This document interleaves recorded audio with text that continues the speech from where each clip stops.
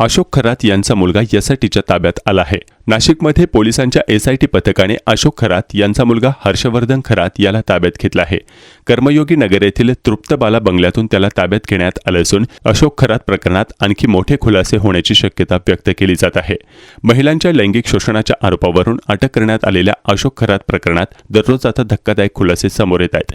त्याच पार्श्वभूमीवर काल सायंकाळी सुमारे 6 ते 7 वाजण्याच्या दरम्यान एसआयटी पथकाने त्यांचा मुलगा हर्षवर्धन खरात याला चौकशीसाठी ताब्यात घेतला। त्याला नाशिकमधील कर्मयोगी नगर परिसरातील तृप्तबाला या बंगल्यातून पकडण्यात आलं।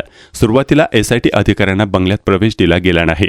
त्यानंतर अधिकाऱ्यांनी शेजारच्या घराच्या भिंतीवरून उडी मारून चित्रपटातील प्रसंगासारख्या पद्धतीने बंगल्यामध्ये प्रवेश केला आणि हर्षवर्धनला ताब्यात घेतला। सध्या एसआयटी पथक त्याला त्र्यंबकेश्वर रोडवरील महाराष्ट्र पोलीस अकादमी कार्यालयात घेऊन रवाना झाले आहेत।